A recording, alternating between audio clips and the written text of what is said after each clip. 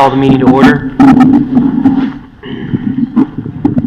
This is the May 8, 2018 meeting of the Town Plan and Zoning Commission for the Town of Fairfield.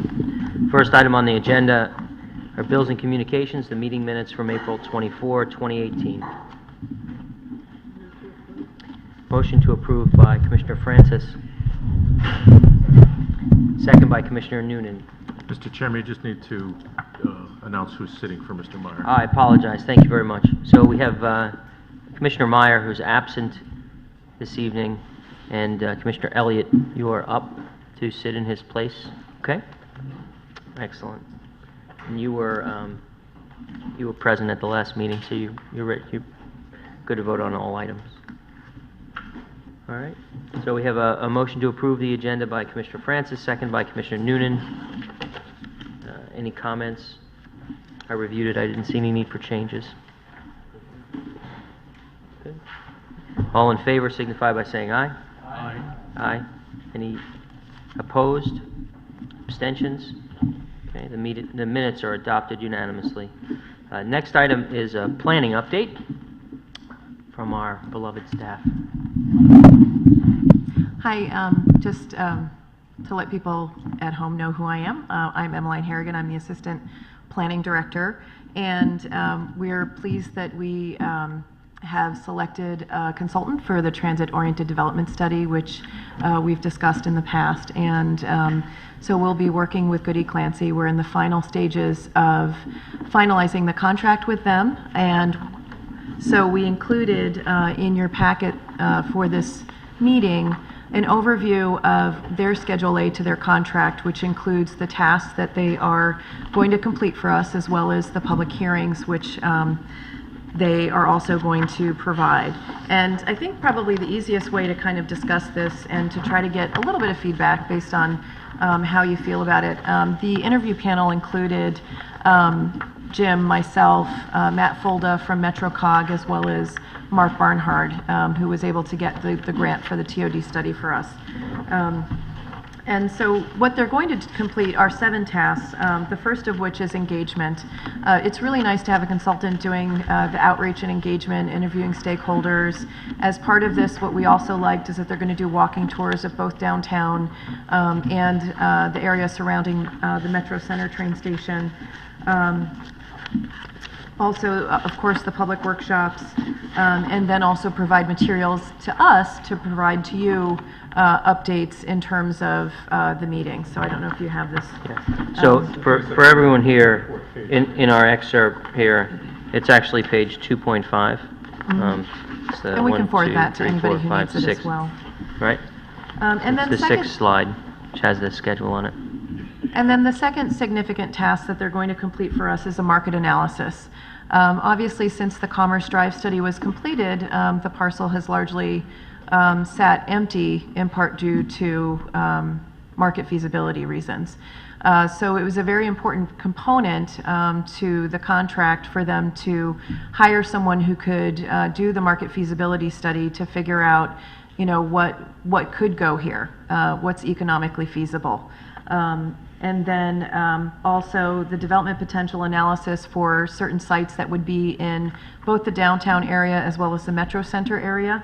And then a benefit cost analysis. So that would really be looking at actual pro formas as to, you know, what a site would bear in order for it to be feasible for a developer to actually enter into a project in the sites that surround, you know, both train stations.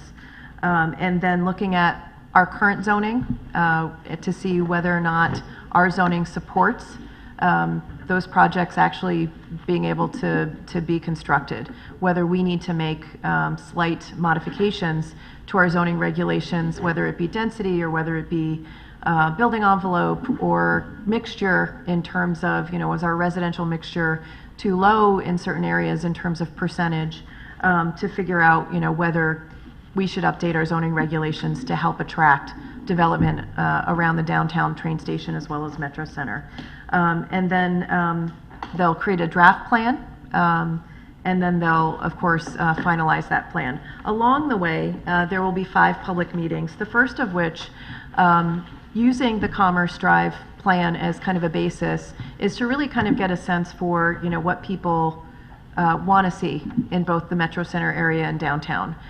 We know demographics have changed. We know that market desires for the type of units have kind of changed, and there's a strong demand for TOD units as well as units in walkable communities. So we just have to figure out how much demand there really is in Fairfield, and they're going to accomplish that for us.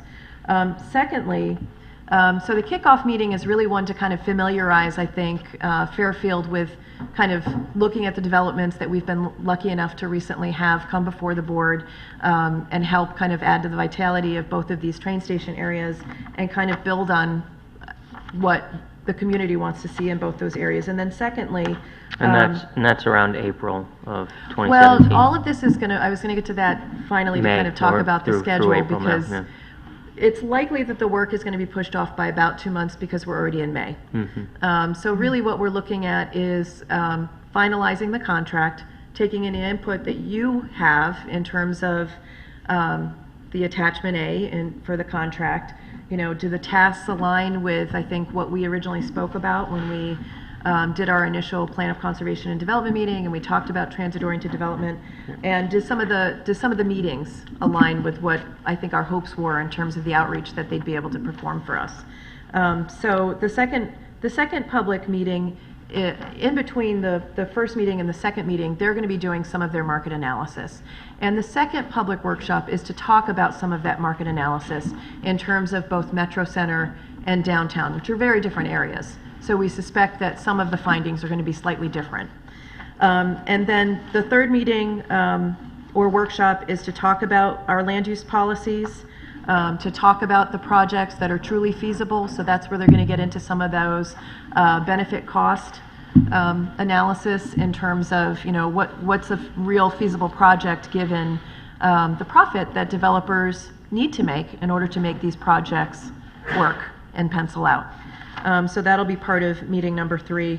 And then meeting number 4 is where they've done all the analysis. They've gotten feedback both from the community and from the Plan and Zoning Commission, and they're starting to kind of formulate a draft. This is really in the draft stage is where they're going to end up supplying some of I think the really exciting feasibility sketches, which kind of show us from a land use perspective and from a zoning perspective, what will these projects look like? So it's, you know, it's like when you first see Trademark and they show you the perspectives, but they'll be able to kind of give us different scenarios. So when we spoke to them and we interviewed them, they said that they were going to be able to do about 2 to 3 per area. So that'll be exciting.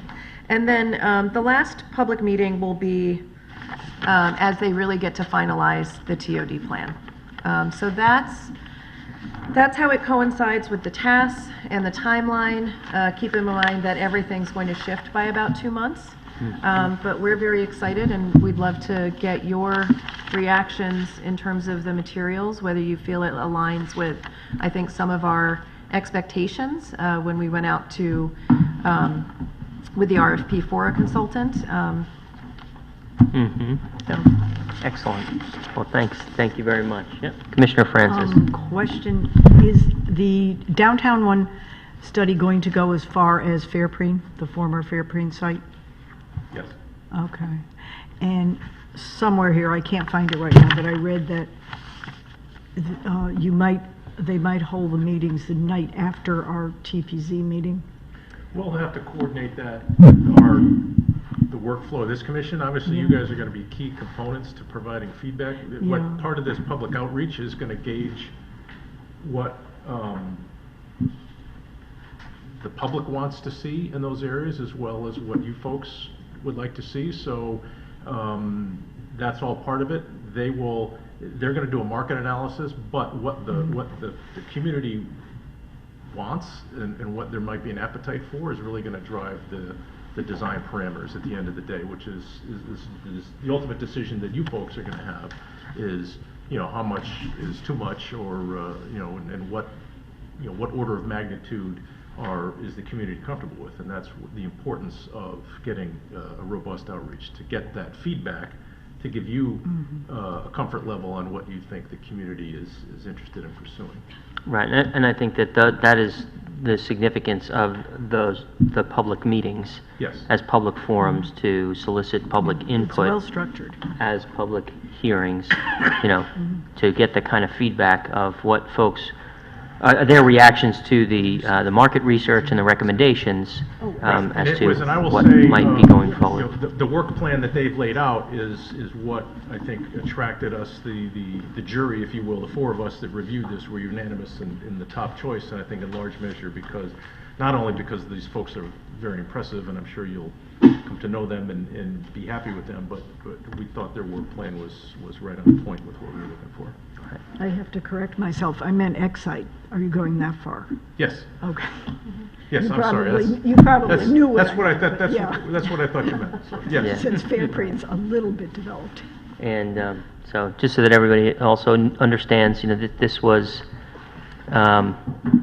dovetailing with our overall planning for the revision of the master plan. Correct. And our hearings on that, and neighborhood charrettes and public input on those key pieces. So, in those conversations with Mark Barnhart, he developed the opportunity to get a consultant in to look at the transit-oriented designed areas.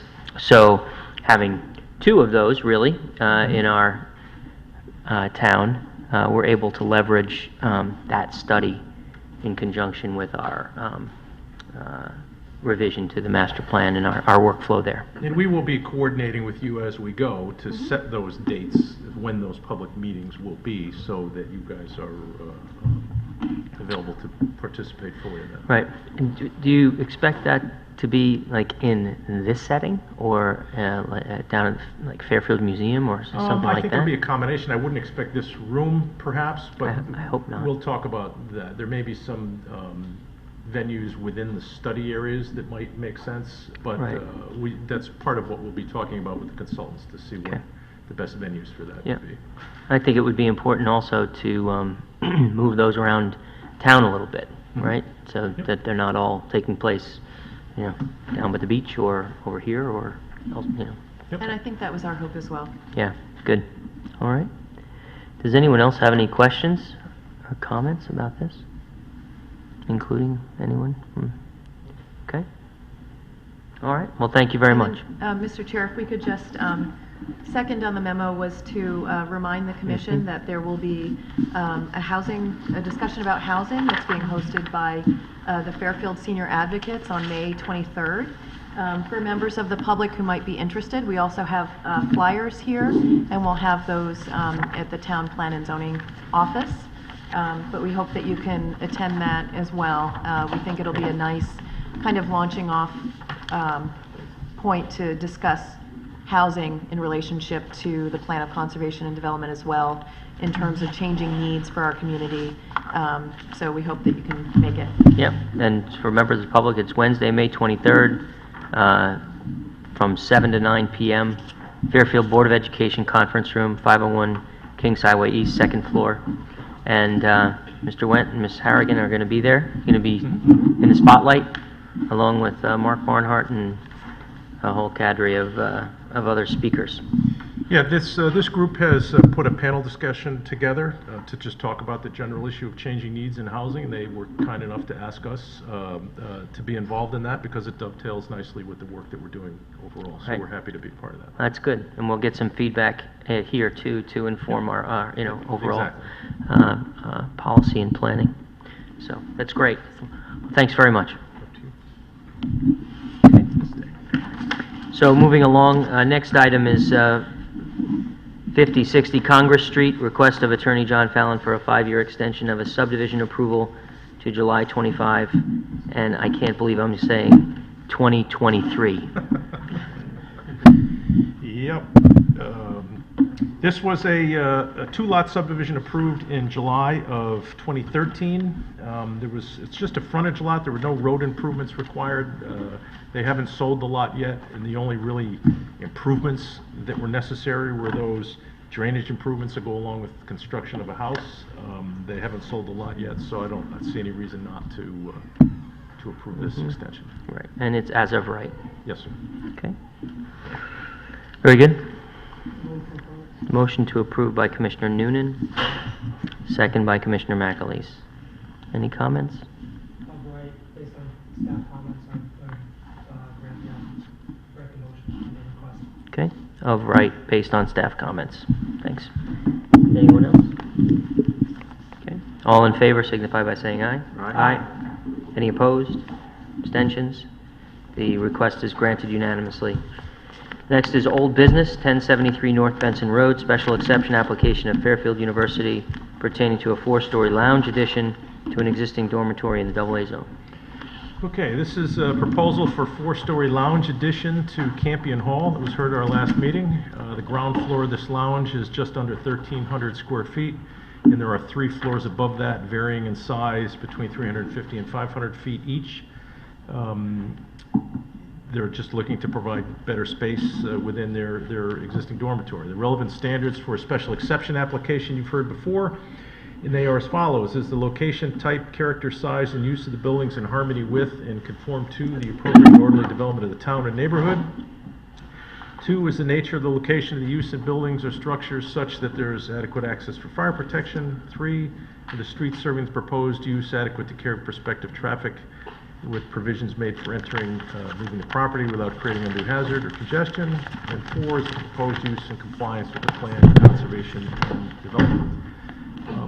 I don't have much more beyond that, Mr. Chairman, unless there are questions. Very good, thank you. Move to approve. Motion to approve by Commissioner Francis, Second. second by Commissioner Noonan. Commissioner Francis? Certainly seems to be a needed space. And can I ask you one question? Didn't he tell us these lounges were about 30 by 30? They vary in size. The ground floor is the largest is footprint, larger, and then yeah. the upper floors are smaller. Yeah. They're each, if you look at each floor plan, they They're- vary they'll say- from they about, do, huh? yeah, 1,300 on the first floor, and Yeah, then right. between 350 and 500 each on the upper floors, depending on how they dovetail with the existing floor They plans. look the same in the schematic. From the outside, they look the same. Okay. Yes, well, being an older building, I'm sure they need this for student life. Very good, thank you. Commissioner Noonan, any comments? Yeah, I thought it was a fine application, thought it met our standards, certainly in harmony with the neighborhood, or more accurately, the campus. There didn't seem any issue with fire protection. Streets, it's on campus, shouldn't be a problem, and in accord with our master plan in the sense of just keeping them productive, keeping them Competitive. competitive. Mhm. They're a good neighbor, and it's a fine application. Okay, yep, thank you. Anyone else? I agree, I thought all of the considerations here are supported, resoundingly. It's a good application, thank you. Always nice to see the development at the university. So, are we ready to vote? All in favor signify by saying aye. Aye. Any opposed? Abstentions? Okay, the application is approved unanimously. Next is 2B, zoning regulation amendment, application of Doggone It LLC to amend section 21.2.14 of the zoning regulations pertaining to dog daycare in the designed industrial district.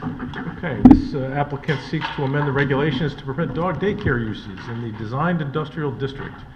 The design specifications proposed are the same as those that were adopted by the Commission for the designed commercial district about 18 months ago. And those include no overnight kenneling, at least 50 square feet of indoor space per dog, fenced outdoor runs required, and not in being adjacent to a residential district would disqualify a location.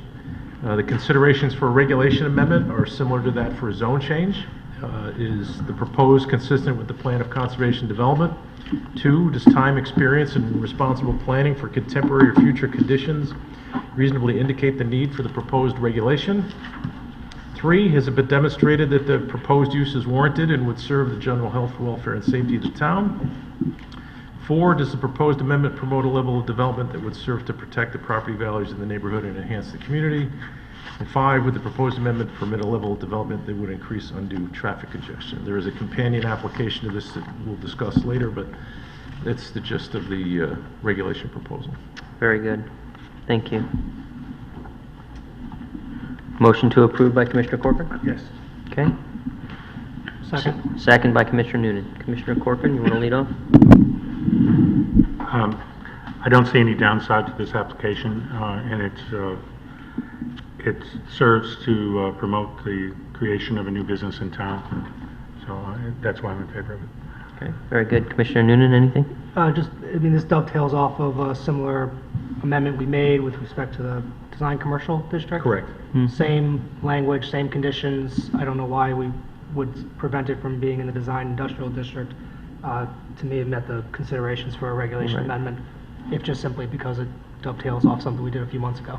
Right. I think it might be a little bit strange, frankly, if we denied this one and said this wasn't in keeping with our master plan when the other one was in a design commercial district. Yeah, Commissioner Levy. Yes, I also note that veterinary hospitals are permitted use in the district, so it's consistent with that as well. Right. Very good. Any other comments? Motion is to approve. All in favor signify by saying aye. Aye. Any opposed? Abstentions? Okay, the regulation is amended unanimously. So with that, then we turn to item C, which is 104-116 Fisk Street, special permit application of Doggone It LLC to establish a doggy daycare center in keeping with the regulation that we just passed for use in an existing building in the design industrial district. Okay, Mr. Chairman, the applicant seeks to establish a dog daycare use in an existing building. The building was formerly used as a contractor's business and storage yard. There are 6 parking spaces shown on the plan, as well as 3 separate proposed outdoor dog play areas. The considerations for the special permit are found in section 25.7.7, is the development shown on the plan, such as to harmonize with the character of the neighborhood, to accomplish a transition in character between areas of unlike character, to protect property values in the neighborhood, and preserve and enhance the appearance and beauty of the community, and avoid undue traffic congestion. So, again, for many years, this site was a builder's building. There was an office and storage yard for a local contractor. The property is completely fenced. They're proposing some internal fencing to separate some of the dog play areas, but otherwise meets the design requirements of the regulation you just passed. Very good. Thank you. May I have a motion? Move to approve. Motion to approve by Commissioner Noonan, second by Commissioner Corcoran. Good application with the regulation amendment, meets our regulations. I would find that it meets the considerations for the special permit, harmonizes with the area. I don't think there'd be any issue with property values, no issues with traffic as well. So I would approve this application. Okay. Very good. Commissioner Corcoran. I don't know of any reason to oppose this. Okay. Very good. Anyone else? I thought this that it was a good application. I like the way that they did it. I mean, taking the space that really has kind of run its course and turned it into something that's going to be really fruitful, in my opinion, especially as the area evolves and turns over. So this was it's nice to see. Any other comments? Okay, all in favor signify by saying aye. Aye. Any opposed? Abstentions? The special permit is approved unanimously. Next is D, 1675 Post Road, zoning compliance application of 1675 Post Road Partners, LLC, pertaining to a 13-unit residential development pursuant to Section 830G of the Connecticut General Statutes in the Center Design District. Okay, Mr. Chairman, this is a revision to an application that this commission is well familiar with. This application proposes a 5-story, 13-unit residential building. This application is proposed as a set-aside development pursuant to Section 8-30G of the Connecticut General Statutes. A similar application for 12 units in a small retail space on the ground floor was previously denied by this commission and judged not to be a bona fide 8-30G application due to the non-compliance with regard to the commercial component of that application. This application is submitted pursuant to subsection H of 8-30G that permits an applicant to make a modified application to respond to the objections raised in the initial application. So that is what they've done here. In a typical, as you know, in a typical zoning application, you're weighing the proposal against the criteria of our zoning regulations. In an affordable housing application, that is not the yardstick for the determination. The commission cannot deny an 8-30G application on the basis of noncompliance with the regulations. For denial to be upheld, the commission must demonstrate that the denial is necessary to protect the public interest in health and safety. That's right. There's sufficient evidence in the record to support that conclusion, and that the identified public interest at risk clearly outweighs the need for affordable housing, and that no alternatives can be imposed that would mitigate that identified health and safety matter. Of the 13 units proposed, 9 are one-bedroom units, 4 are two-bedroom units. Of the 4 units required to be set aside as affordable units, 2 are proposed to be one-bedroom units and 2 are two-bedroom units. The applicant did agree to follow the recommendation of the Affordable Housing Committee and the identification of those 4 units that are to be set aside. They had offered, and I meant to distribute this before the meeting and I forgot to do so I apologize. That from the previous file, if you recall, they asked for the previous record to be part of this record, since it's a kind of a continuation of that application, if you will.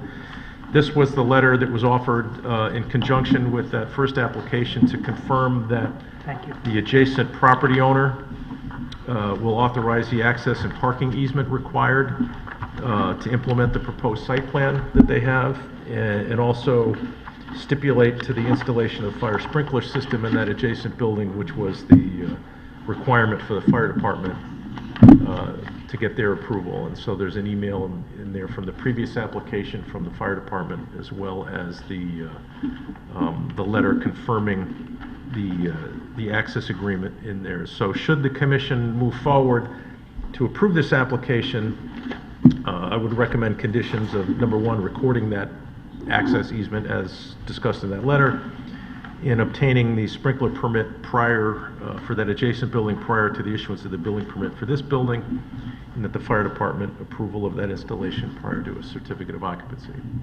As well as modifications to the affordable housing plan to Yes. specifically identify the units that it will be marked affordable. Yes, they submitted, there's one of the pages in there was submitted the last time, and yes, the modification of the affordable housing plan would be an appropriate condition as well. And I also note that the listing of apartments that is page 3 of what was just handed out was the listing from the prior application, to which they added another unit. They converted the commercial unit to a residential unit. And so there is one unit that does not appear on this page, because this is a reprint of what was submitted during the original application. That is correct. There's one, the ground floor unit does not appear on that. This is offered to just identify that Yep. they're sticking with the same units to be identified as affordable units as the previous application. And they're going to have to identify, no, that's going to stay at 4. Correct. It's going to stay at 4. So it's one more market rate unit that they have. Correct. Okay. And I believe that well, let's wait till we get to executive session. All right. Is that all? I'm done, Mr. Chairman. Thank you. All right. So we have a motion to approve. I'm going to assume that any motion that having been made is going to be with the conditions as proposed by staff. If you just want to repeat that, that would be great. I move to approve with the conditions specified by Mr. Wenda. Great. So moved by Commissioner Levy. Second. Seconded by Commissioner Newman. Commissioner Levy, you want to start? Yes, I think clearly now this qualifies as an 830G application. It's 100% residential. Well, I think we're aware of traffic concerns at that particular intersection between the church and the dance studio.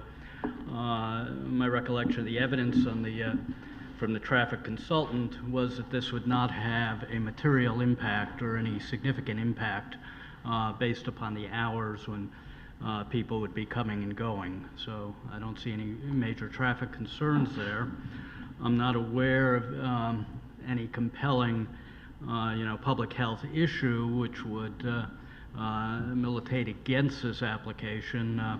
I think the agreement to provide sprinkling in the adjoining property is a good one. Will actually make it safer and addresses any concerns the fire department might have had as to the proximity of the buildings. I think that's addressed through having the sprinklers. I also think that it's a good affordable housing plan. It's right in the center of what's proving to be a vibrant business district. It's important to have people who live in that area who have access to all the amenities of downtown, and provides additional people to be customers in that area. So all in all, I think it addresses the needs, the big need of this town for more affordable housing, and it'll bring people downtown, and based upon the applicable the law relating to 8-30G, I think it should be approved. Very good. Thank you very much for your comments. And, Commissioner Noon, you have anything you'd No, like to add to that? I concur. I could not find any finding that could support a denial. My only concern was that bringing it under subsection H when the initial application was deemed to be not affordable. But considering the presentation that was made, considering that there was no issue with public hearings, that to somehow deny that would just elevate form over substance.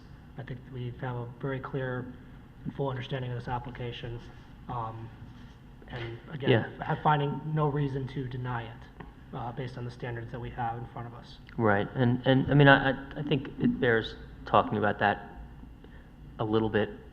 I don't think it's form over substance. I mean, the statute is designed in such a way that if the commission denies an application and articulates a basis for doing so, the applicant has a right to supplement that application through another filing within a specific period of time. And if they do that, then they get the benefit of getting marked up on the next calendar for another hearing and to present that amendment to the original application. And it is deemed an amendment.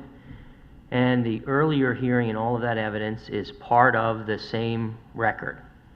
And it's important for all of us to understand that. So while I think we're absolutely correct in the first instance in denying this application for failure to comply with 830G, and, its spirit and intent, and for all the reasons we articulated on the record, I think the applicant recognized that also by, instead of appealing our decision, coming back to us under subsection H with an amendment to cure what we had identified as defective in the original application. So I don't think it's form over substance.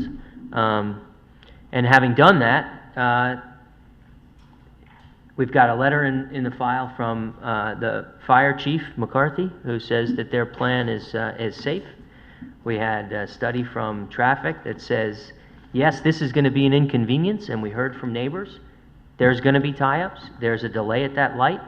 There are going to be times when people are not going to be able to move, but that's an inconvenience, and it doesn't rise to the level of affecting public health and safety that outweighs the need for affordable housing. And so, for all those reasons, I am going to support the motion to approve with the conditions as stated. Mr. Chair? Commissioner McAleese. I agree with everything that's been said. I wonder, though, I mean, our only defense, if it is, issues of public interest in health and safety, can we make it contingent, like, can I make a friendly amendment perhaps to the motion? That, as the fire chief says here, Mr. Versteeg encouraged you to pursue and develop the sprinkler system so the fire department can review plans prior to issuance of a building permit. Can we somehow also make it contingent that this building doesn't get a CO unless the other system is installed? 'Cause Yes, if we they can. forestall That's- that for years and years and years, we're putting people at risk. I agree, and those were among the conditions that I may not have made it clear, but the conditions that I had recommended would be, number one, that we don't issue a permit for the building until they have the permit, that the fire department, just as the chief has recommended, that they've reviewed and approved that permit for the sprinkler system. And then second, they can't occupy this building until they've actually implemented that. Okay. So we agree, and Terrific. that's in our proposal. Great. Proposed conditions. Then I guess I don't need to make an amendment. I don't think you do. I Okay. think it's incorporated into the comments, yeah. Then, I'm done. All right, very I good. just had Yep. one issue, and I'll go back quickly to, my concern with the, going under subsection H Yeah. was that, not that it was a defective, the initial application was a defective 830G, in that, for example, they gave 20% affordable housing units instead of 30, but that we found that it wasn't an 830G application. So that's where I had my issue, and that's where I come up with the whole Yeah. form over substance issue. And- But again, I don't think it makes a difference, but I just wanted to be clear about at least what my concern was initially.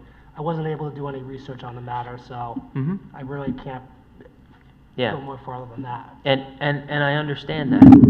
And whether we denied the application on the basis of having commercial space or not being, or having an issue of public health and safety that outweighed the need for affordable housing, or they failed to have an affordable housing plan, or the affordable housing plan didn't comply with all of the itemized requirements under the statute, or for any other reason, we denied the application for failing to meet the requirements of Section 830G.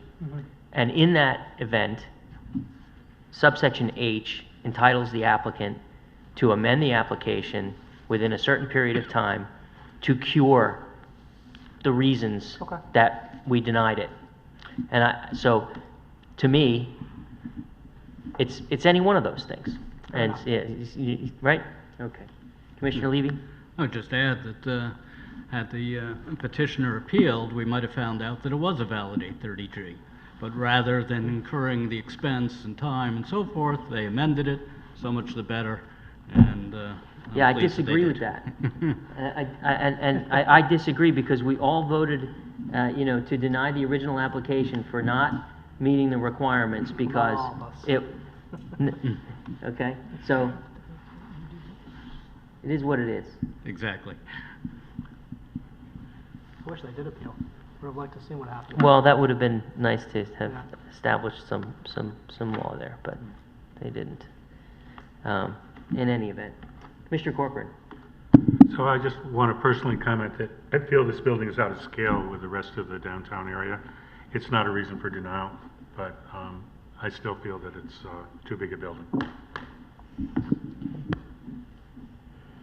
Anyone else have any other comments? Commissioner Francis? I would concur with that. I think it's an attractive building. I like the finishes, but I am concerned that it's so high. I realize we can't deny it for that, but it bothers me. Okay. Anyone else? Sure. Commissioner Elliott?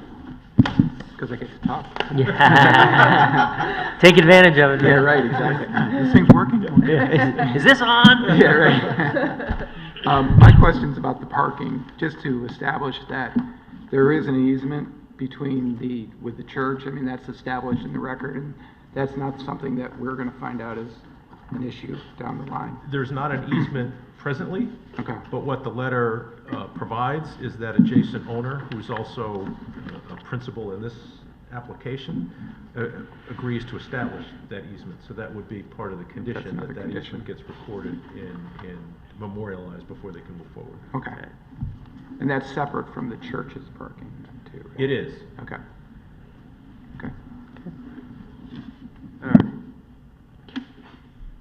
Are we ready to vote? Okay, all in favor signify by saying aye. Aye. Any opposed? Abstentions? The application is approved unanimously. Next item is compliances, 3A, 1326 Post Road, 12 Uncle Place, application of Irish Hound LLC to expand an existing outdoor dining patio in the Center Design Business District. Okay. Chelsea Restaurant, the formal address of the property, there are multiple buildings on this parcel, is 1326 Post Road, but the actual physical address of Chelsea is 12 Uncle Place. So we've listed both. Chelsea Restaurant has existed for a number of years. They had approximately 100, it's 97.5 square feet, I'm just rounding that to 100. They have the same 97.5 square feet of patio space that if you look at the photo, there's a photo of the existing restaurant, you can see it there, was approved in 2012. They are proposing to do pretty much a mirror image of that on the left-hand side of their entry door in front of the greenhouse addition that was done years before.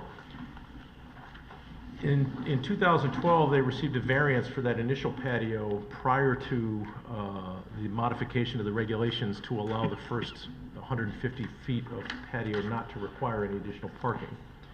So all told, there will be a total of 195 feet of patio.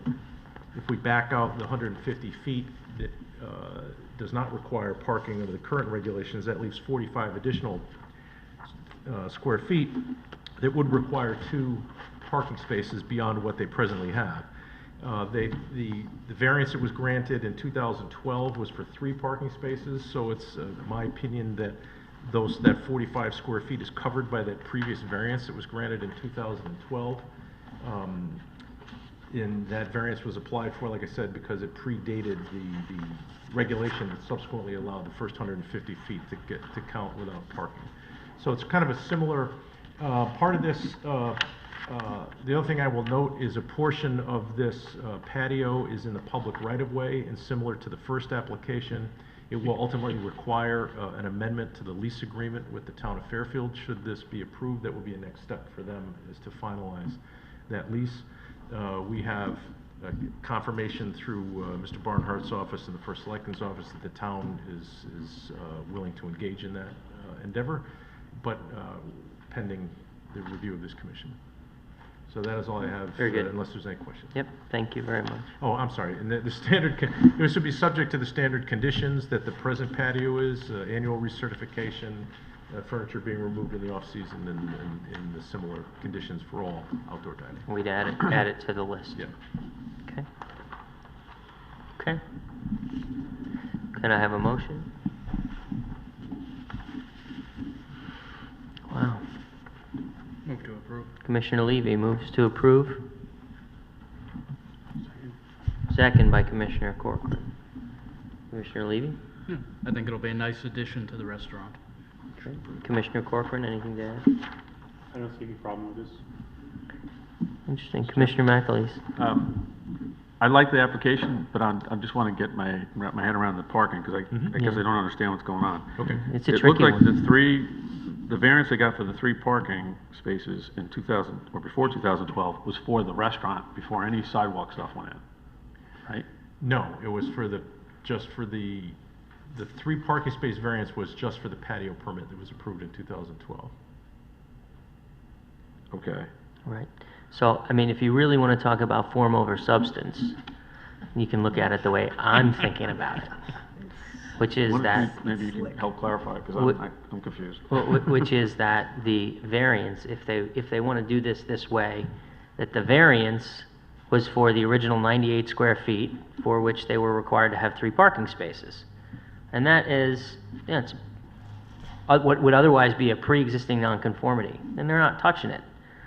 Then along comes a new regulation that enables them to have 150 square feet of additional outdoor dining space without any parking requirements.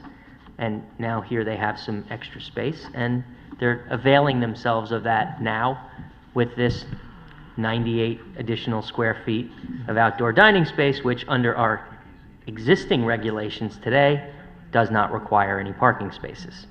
So I don't think we have to get to having spaces in the bank and an aggregate number of square feet from which we reduce the 150 and end up with 48 and then add them back in. I think elevating serious form over substance, you just put that variance in the bank. Okay. All right, because I think to think about it the other way would require them to go back to ZBA, because that we would be altering that. We would be combining the outdoor dining space as one calculation, and I think that gets messy. So I think we leave that I think alone. we end up at the same place. We do. But I agree with that you articulated that much more clearly than I did. Okay, well, it took me a while to get there. All right, does that make sense to you? Yeah, I follow that I now. think so. All right, and they're probably one of the only, if not the only, places that did that and have a variance for specific outdoor dining that don't have a. There were a couple, there were 150. several that predate the 2012. Obviously, some of the initial restaurants that started the trend of outdoor dining, Centro downtown and the old Tommy's Restaurant now, Old Post Tavern amongst the ones that I believe have variances, because their space exceeds 150 feet. Right. But then, there are others, but this was among the forerunners. Yeah, right. So, the bottom line is that I think they get there. And it's a popular place, and I'm sure that they'll fill those seats very quickly. Anyone else? Okay. Motion is to approve. All in favor signify by saying aye. Aye. Any opposed? Abstentions? The compliance is approved unanimously. Next is 1901 Black Rock Turnpike, application of Best Nail Salon to establish a retail use in a portion of an existing building occupied by a restaurant in a design commercial district. Mr. Chairman, this is before you because we're talking about a change in use from a food service to a retail use. This is Tungus Hill Turnpike Shopping Center, formerly occupied by Red Mango. It's now going to be a nail salon. The parking for the gross area is the same as what the patron count was for the previous restaurant, so there's no change in the demand for parking. It's just simply an interior fit-up for change of use. Right. Very straightforward. Thank you. Can I have a motion? Move to approve. Motion to approve by Commissioner Noonan. Second. Second by Commissioner McAleese. Any comments? Permitted use. Yep. Anyone else? Okay. All in favor signify by saying aye. Aye. Any opposed? Abstentions? Compliance is approved unanimously. Next is item C, 1504 Fairfield Beach Road, coastal site plan application of Tom Mason for pertaining to the construction of a single-family dwelling in the Beach District. Okay, the applicant seeks to construct a single-family dwelling on the site. The former dwelling has already been demolished on this property. There was a detailed staff report submitted with this, along with an email from from the Office of Long Island Sound Programs, both concurring that there are no anticipated adverse impacts on coastal resources. That is all I have, Mr. Chairman. Very good. Can I have a motion?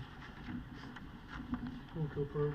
Motion to approve by Commissioner Noonan, Second. second by Commissioner Levy. Documents seem to show that it's in compliance.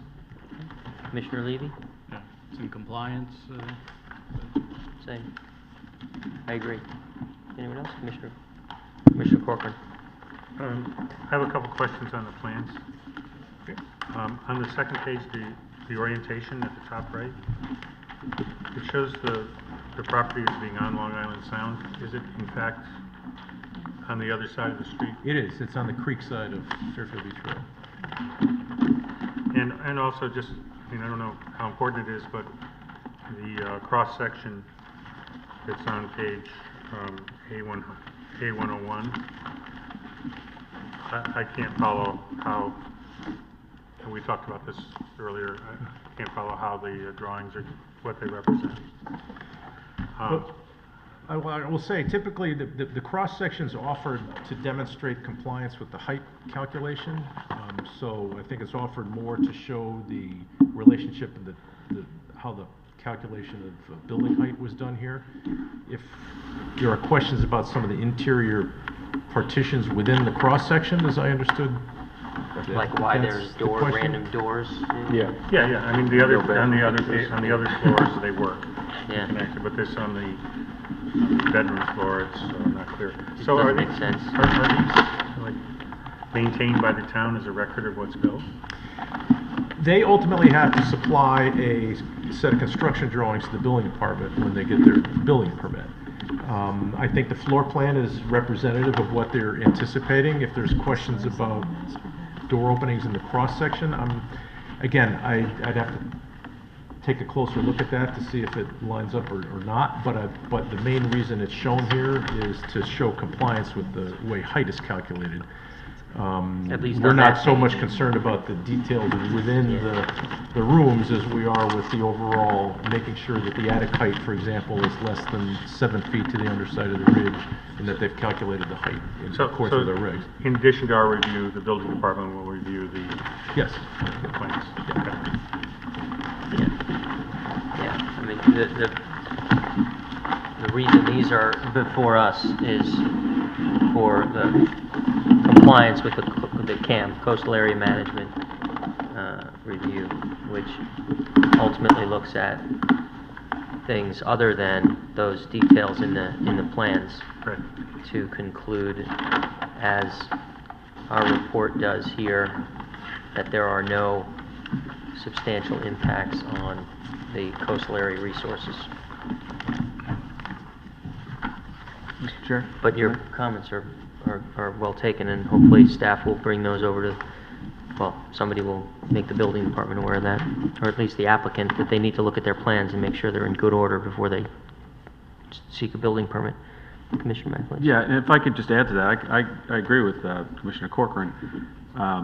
It just makes us a little unsettled, or, you know, me anyway, wondering what else might be wrong on these that we don't know, and what might not be working. So it's nice when things line up and you can read the drawing and understand what's happening.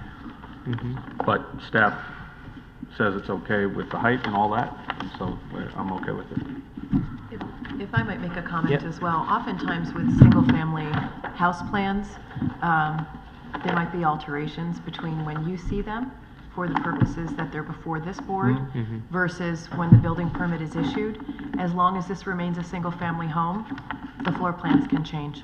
Right, no, the interior fit outs Yeah, and that's a floor good plans and things like that.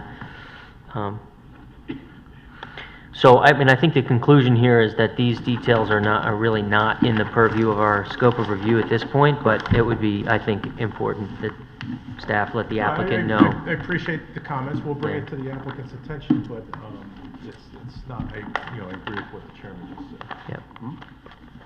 Okay. Any other comments?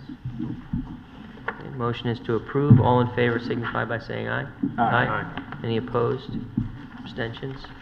Okay, the compliance is approved unanimously. Excuse me. Next is our public hearing. We'll just take, yes. Just Mr. White. before that, whether or not we want to discuss schedule at this point, or wait till Oh. after the hearing and we can talk about it afterwards. No, let's talk about it now, because typically after the public hearing, everybody just Okay. disperses, so. I had just to bring the rest of the commission up to speed, I had a conversation with the chairman earlier this morning, making the phone calls. Due to a number of things, a couple of you are signed up to attend some commissioner training, 2 sessions this month on the 10th and the 21st. We are encouraging you to attend the housing discussion that's on Wednesday, the 23rd. And we don't have an application presently to schedule for hearing on May 22nd, so my discussion with the chairman was considering eliminating the meeting on the 22nd in deference to the additional homework that some of you are engaging in this month already, and the fact that we are encouraging your attendance on the 23rd. So in lieu of the 22nd, we would ask that you Right. make a strong Although- attempt to come to that housing meeting. So that was Yeah, our in- discussion, and the chairman seemed to be in Yeah, agreement with that. and in, you know, true to form, we can't require you to go on the 23rd, you know? No, there's absolutely no requirement I'm teasing. for any of those things, but, I was gonna say, I wanna make that move. I wanna make that motion. Not the 21st, it's the 10th. What's the land use planning class? The 10th and 10th the, and the 21st. and the 21st? Mhm. So that's- So what are the two topics? They're I think that they're the same as the one that you attended. Right. Is, But I remember there are two different topics. One is one plan reading? one is, right, one is And which plan one reading, is and one that? is conducting effective meetings, I think. I'd have to look at the agenda again, but I can forward it to you. Yeah, it had to do FOI and. Yeah. Right. I think we drew the conclusion that there was a similar program that you had previously Right. attended, but I'm happy to forward it to you for confirmation. Yeah. And I think Mr. Mackey Yeah. had the same Right. conclusion. Well, I mean, I don't feel like I need to go to the plan reading one, but No. the other one I would like to go to. I just need to know which is which. All right, I'll follow up with them. All right.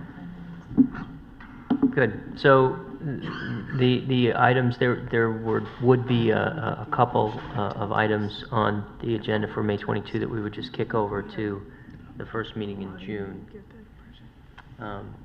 So it would be my recommendation that we cancel May 22.